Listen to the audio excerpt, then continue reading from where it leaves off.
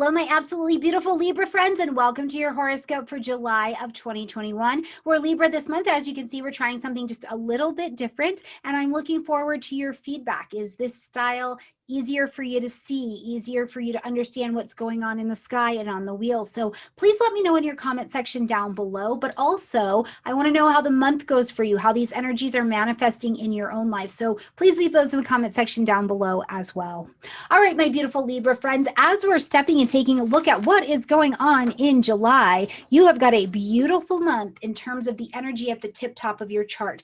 10th house energy, the career energy, which doesn't have to be career. If you happen to be one of our Libra friends that is retired, unemployed, any of those kinds of things, the 10th house is just about the reputation that you have. Who do we know you as in public? What's the soul level calling that you're kind of out there moving and participating in? And this can be, you know, if you were married and now you're not married, what's the title that we call you by?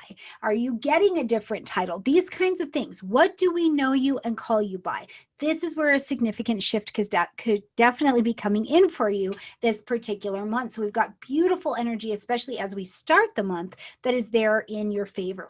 So let's jump in here and talk about what's going on this month, okay?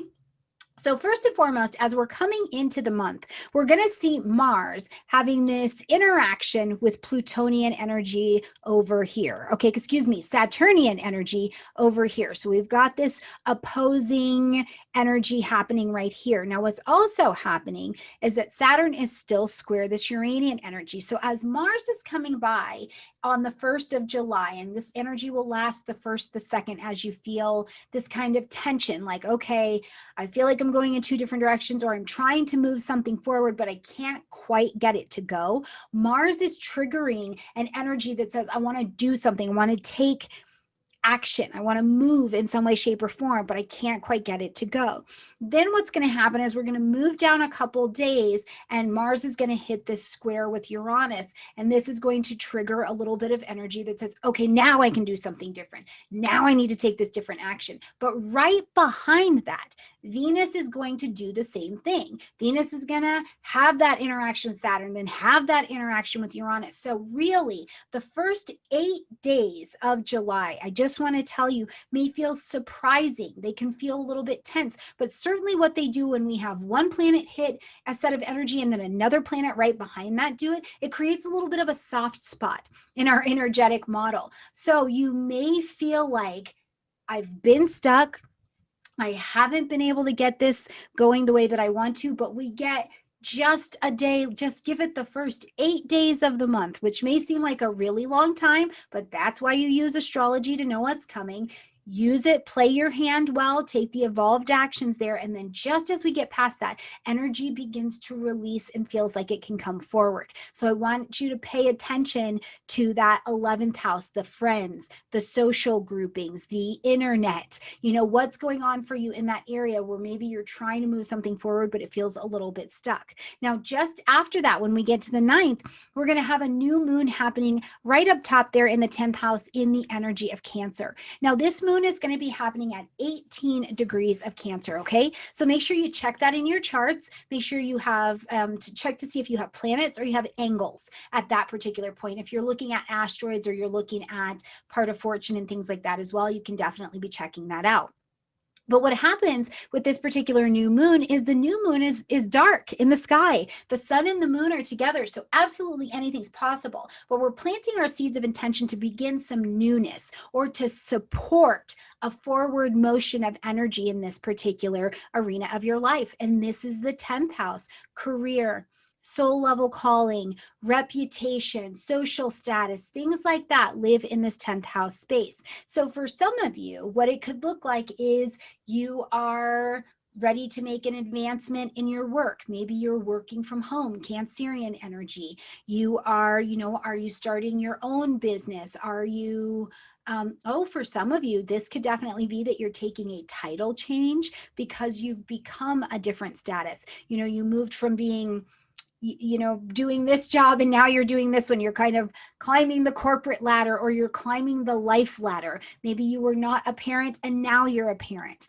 Maybe you were single and now you're coupled up, or vice versa. Whatever it is, this could also give a signal to an entirely new name that comes behind your reputation in this particular area. If you're not working and you're looking for work, this is a phenomenal new moon to search, to go out there, to see companies where you feel like you can make a home at, or that you will be supported, or you feel safe for you to work there. This is a beautiful moon to plant those seeds of intention, to see what you can bring into your sphere. Okay, now right behind that, we've got a little bit of energy going as well. First and foremost, what we're going to have to think about is that Mercury has been in the energy of Gemini for quite some time, because it came into Gemini, then did a full retrograde cycle, and now is continuing to move on and get out of that post-retrograde shadow energy, which it will end by July 7th as well. But what's going to happen is that Mercury is going to move forward on the 11th into the energy of Cancer. Okay, so this is going to light up this 10th house space as well. One of the things to note is that we've just had a new moon in this energy just 2 days before. And now, what did I say in the beginning? When we have a space that continues to be triggered over and over again, it creates a sensitive spot. So we know there will be action around that space as Mercury comes into that energy of Cancer. Now, after we've had this new moon, Mercury is ready to make decisions. He's got some ideas. He's got some questions about, you know, do we have the right technology to work from home? Do we have the skills? Do we have the training? Do we have the support? Do we have the discipline to work from home, to take this promotion, to buy that house, to become a parent, to become a grandparent, to retire, right? So Mercury is showing up with questions and ready to make some decisions. Now, Mercury is going to have a short tour through Cancer. He'll be here from July 11th till the 27th. And when Mercury is blowing through Cancer, it is action packed. So I'm telling you, the decisions that you're making here, you may sense or feel or see that they go very, very, very, very, very quickly. One of the other things that I had kind of in mind, because Mercury is a really savvy business planet, it's in a career or a work house, but it's also in Cancer. So if you did need to sign documents or paperwork that had to do with like buying or selling a home or something like that, I think that you have a lot of energy and support to be able to do that. Now, this would be the same too if you needed, let's say, because Mercury is coming out of Gemini, that 9th house space, if you had to take like a training or something in order to advance, Mercury, I think, would be very helpful in you getting your paperwork and getting your officiation sorted in this particular time frame. Okay. Now, just behind that, we're going to see that we've got Venus entering into the energy of Virgo, and at the end of the month, Mars is going to join that scene as well. But first, Venus moves into the energy of Virgo, which lights up your 12th house space, okay? Now, we're going to have Venus here all the way until August 16th. But Venus moving into the energy of Virgo is things get practical. The way that we give love, the way that we show our affection, the way that we handle our money and our relationships, these things get very efficient and practical. Okay, but also Venus in Virgo, because Venus does want a harmony here, right? She wants to be harmonic. She wants to bring harmony and wants to be diplomatic here. But Virgo wants to know, what do I have to do to have this area be the very best that it can be? So in the 12th house, I think that Venus comes in a very loving way to your space, Libra, and says, what do we need to let go of?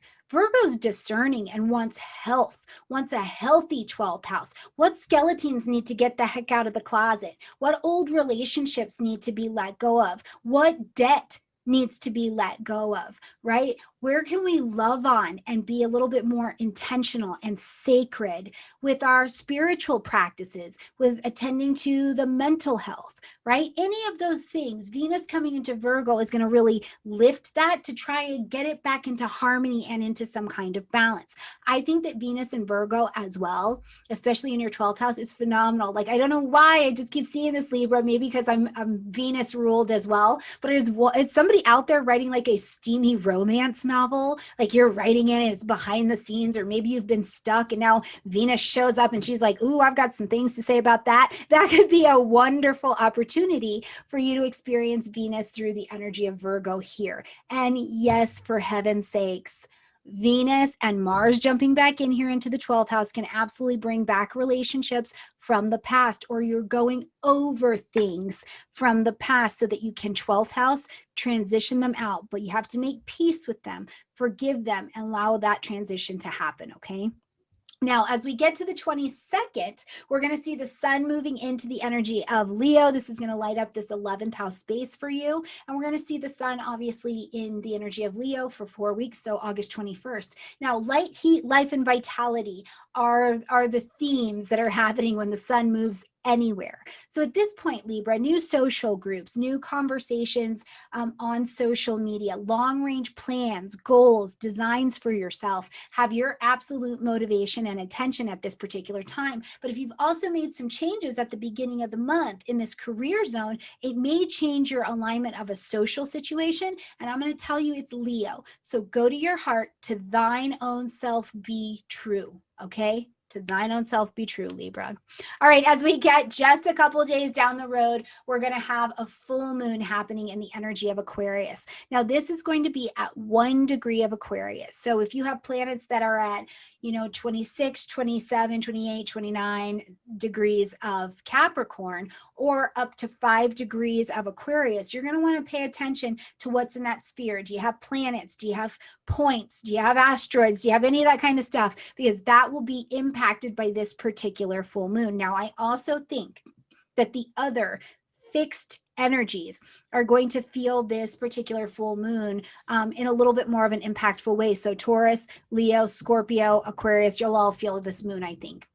So the full moon says that something has to be ended, acknowledged, or adjusted, and the lights in the sky are on. It's not like the new moon where it's dark in the sky. Here, all the lights are on. You can see what's going on, what's in front of you. Subconscious information will be revealed. Unconscious patterns maybe even showing up. This is Aquarian energy, so it has something to do with grouping. But the full moon, I think, is also going to illuminate. Oh, you can tell it's still Mercury shadow, is going to illuminate the space for you around what do you really love, right? This is the 5th house in terms of your friends and your groupings and your people and what makes you you in your community. What do you love? What do you have to give? What brings you joy? Do you have somebody who's a friend or been in your social group, or maybe you met them online, Libra, and there's some feelings brewing over there. It feels like romance. It feels like pleasure in that area.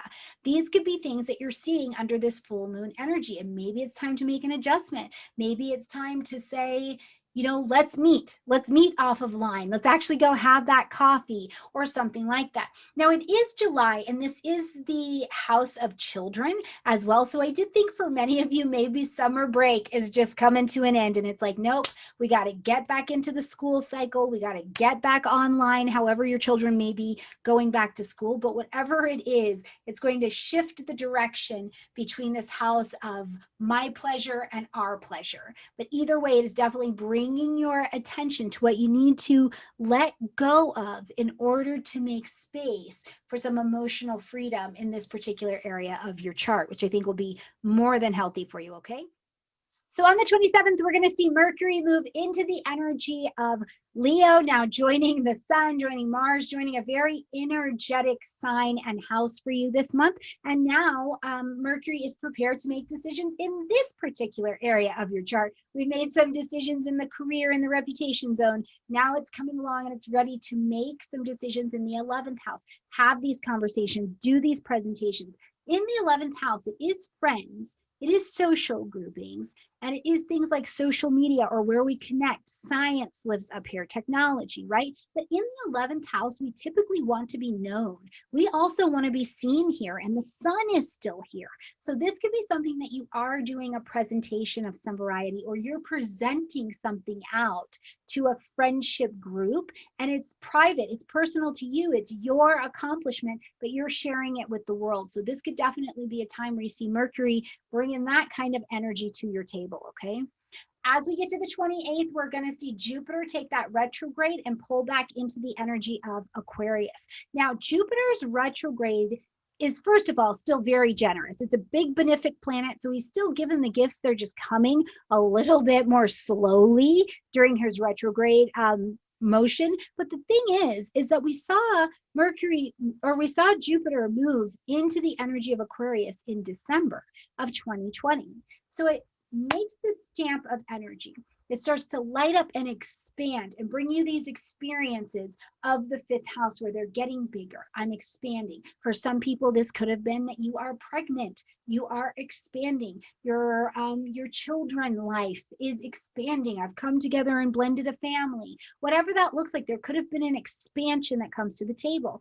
For some of you, could have been self-expression. I'm dating somebody. Any of the 5th house things would have started to get bigger, to provide experience, which gives wisdom, right?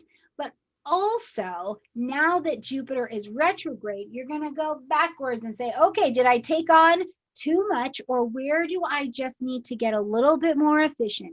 Where do I need to trim the fat a little, tidy up a little bit something here, so that this area can be as effectively expansive as is possible. Now, what I also think is important about a Jupiter retrograde is that everything you've already seen what it's going back over.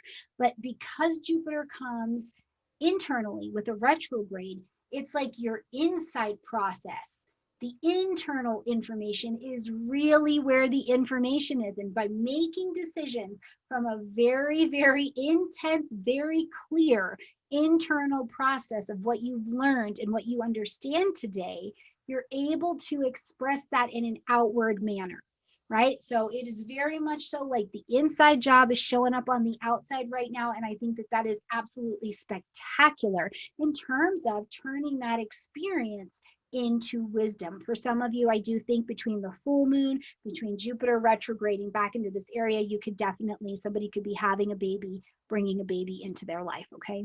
To close out this month, Mars is on the run and moves into that energy of Virgo into the 12th house space.